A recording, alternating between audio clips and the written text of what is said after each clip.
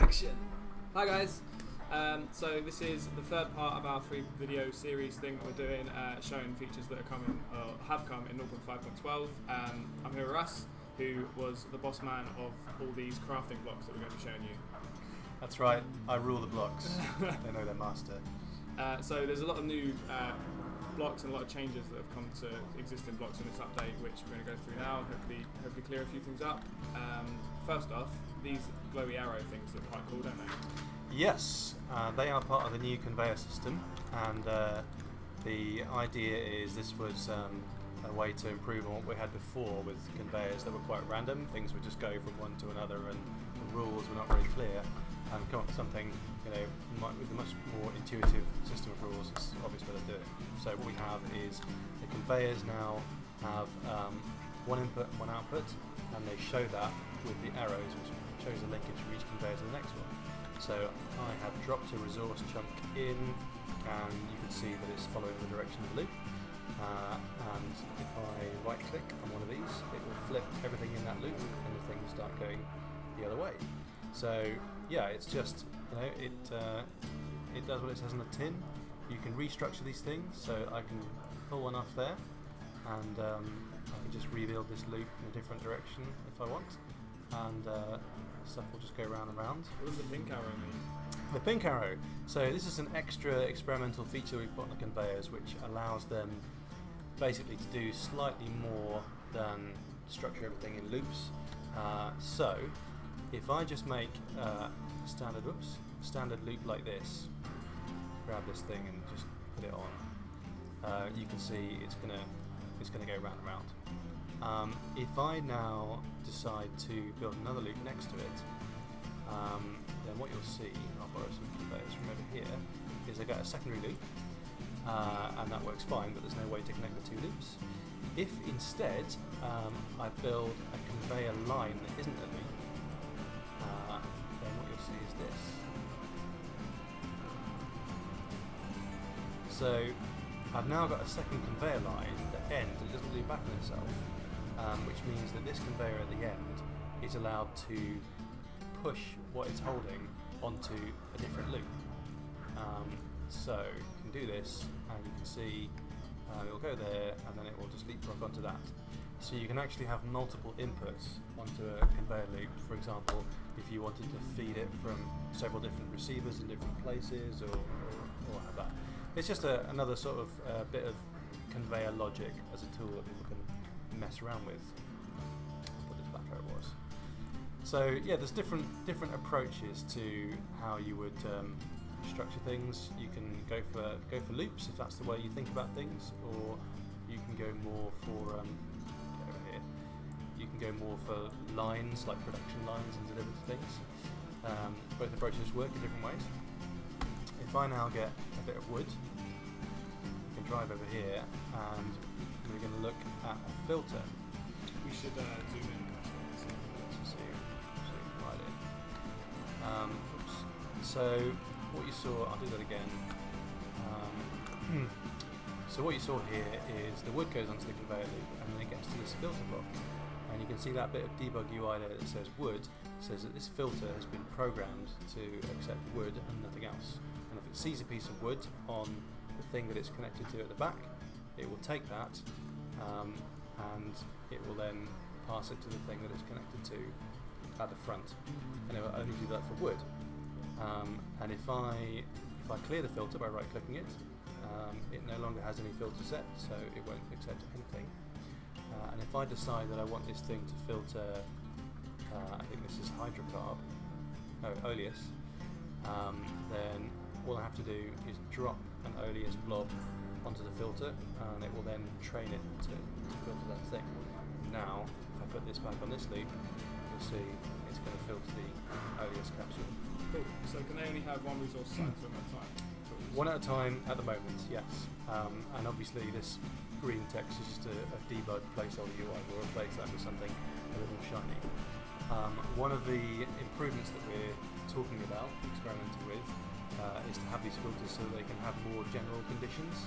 So for example, you can make it accept all raw resources, or refined resources, or alloys, or blocks. and maybe even subcategories within the blocks.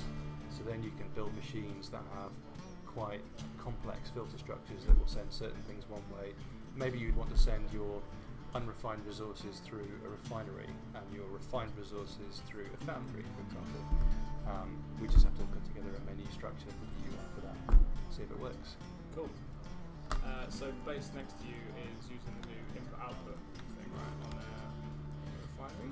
Yeah, so again, based on the first round of experimentation that we did with crafting mechanics, we found that it was quite hard to create logical structures because it wasn't really clear, when you had stuff that connected to something like a refinery or a fabricator, what it would do. And a way of much more clearly representing that, we thought, would be to have, rather than linking between blocks, you've got this foundry here which has got two different inputs, would be to have direct links to specific input stacks. So each of these type things can have a number of stacks. A conveyor only has one stack. The foundry has two input stacks there, and one output stack.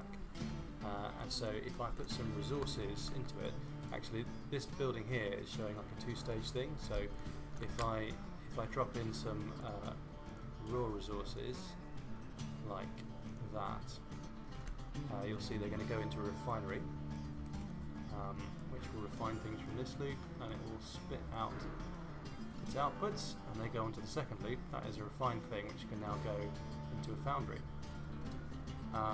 So what you've got here is a direct connection between this conveyor and this input, and a secondary direct connection between this conveyor here and the other input at the foundry. And as soon as this input sees something that it can make something out of, which I think we'll do there, it's now going to start manufacturing an ingot of an alloy. There we go. And if I then remove that, you'll see it might take another thing. There you go. You also saw there a little demonstration of another feature we've added. The way these things deal with recipes is, like crafting recipes, is when they can take something, look at all the recipes they know how to make, and they decide whether they've got one that can work with that thing. And once they do that, they take one thing in, they now filter down their list of possible recipes they can make by things that could be made with the thing they've already got. And the overlay UI will show you now the things that knows how to make. So the foundry only has one recipe that it could make with an oleous capsule, and that is a thermia ingot. So it's telling you that you have to feed it plumbia ingot and a thermia, and with the oleous capsule it's already got, and it will make a thermia ingot. So this is a way that you can now explore and discover new recipes by putting things into fabricators and foundries, and they will tell you what they can make out of it and what you have to feed them. So if I now spawn in a plumbia ingot, it's not going to go through because this thing has been constructed to only pass things through the refinery. This can't be refined any further, but I can drop it onto this loop, and you will see it's now going to go through the direct input-output connection there, and we'll get a new ingot. And if I just make another plumbia ingot there, let's get rid of that. If I feed this into the foundry, we'll now see that it's going to tell us a different list of things that it can make, a longer list because there are quite a few things that take plumbia. So this is telling us all the things that we could possibly make out of that if we drop something else in there. Cool. Will that hold on to that plumbia until the player removes it? Absolutely, until it can complete a recipe, or the player manually empties it by just pulling that away, it will sit there. At the moment, the way these things work is that if you, to get another oleous capsule, if you leave it sitting with an output on its output slot, that will block it from taking any more inputs, so you have to clear that out. We might change that so that it could take the inputs but it wouldn't start making anything until its output slot was free. That might make the machines work a little better. It's something we're experimenting with. So obviously, once you've done that, you need to clear this thing out in order to do anything more with it, and you can do that by dragging things off manually, or you could set another conveyor loop on there to pull things off, or you could decide you want to store the output using, for example, a silo, which I'm now going to demonstrate. So there's a silo, and that is a storage device which will take anything that it can get hold of, so you can stick that as a stash, as a cache basically next to the output, and it will take that thing. And you can also use these for various kind of buffering techniques in your loops. So I could decide, for example, that I wanted to store all the wood that goes into this loop, and I could put a silo. That's not what I meant to grab. I could put a silo. I don't know what I was doing there. I could put a silo there. And that thing's now taking a piece of wood. And the way that silos work is they're designed to store up to 10 items, 10 units of any one thing. So we've got 2 chunks of wood in that thing now, and because it's got some wood in it, it will only take more wood unless that gets cleared out. So what I could do, if I create a generator, next one, and stick this next to the silo, that generator can burn wood, so it's going to eat up all the wood that's been placed into the silo, one at a time.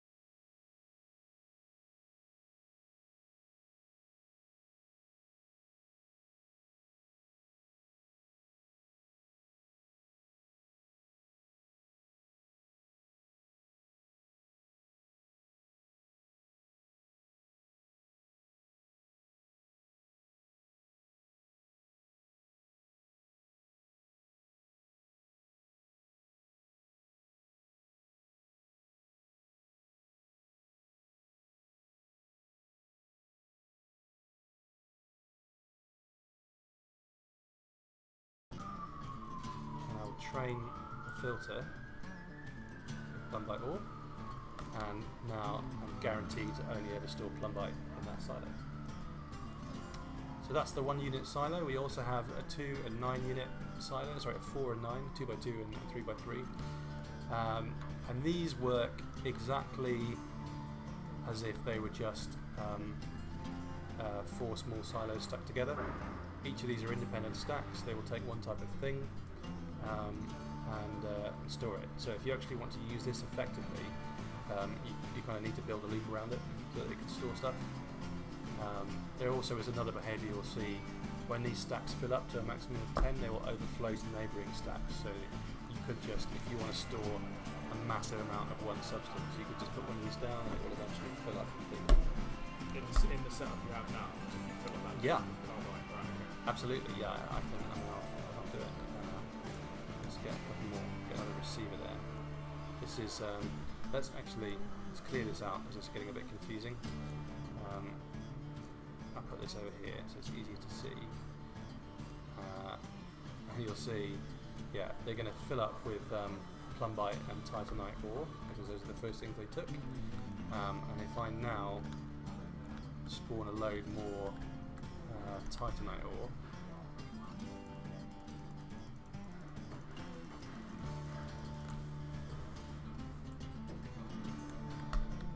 you're going to see it's just going to keep filling up that stack until it gets to 10.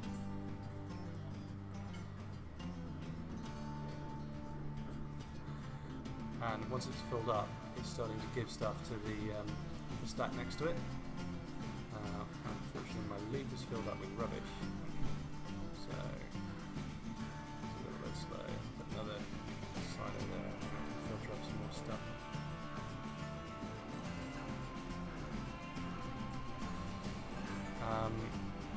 Yeah, and so because there's more and more titanite coming, it's gradually going to fill up these stacks, and it'll now overflow to the next one. And if I just wanted to refine a massive load of titanite, I could stick a refinery next to this. Let's put it there.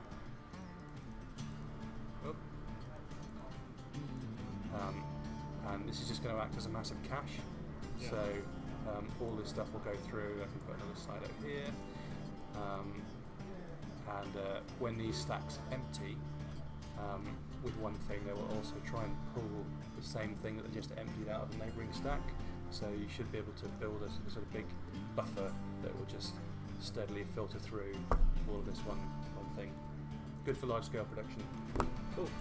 So yeah, we're really looking forward to seeing all the crazy, expansive bases and crafting setups you guys want to build with these new blocks. So I'm looking forward to seeing one of those. So yeah, that was the third video of our little kind of 4.5.12 update series that we're doing. You're now going to fly a plane through it, aren't you? I love flying planes.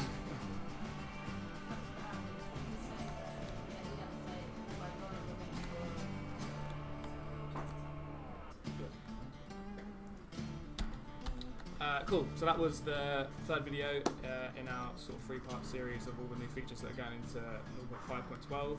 If you want to get the update, you can update through Steam. If you hit the link underneath the video. If you like this kind of thing, let us know what else you want to see. I reckon some people are going to want to see some flying pro videos, which Russ is demonstrating now.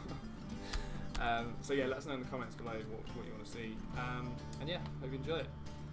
Bye. Cheers.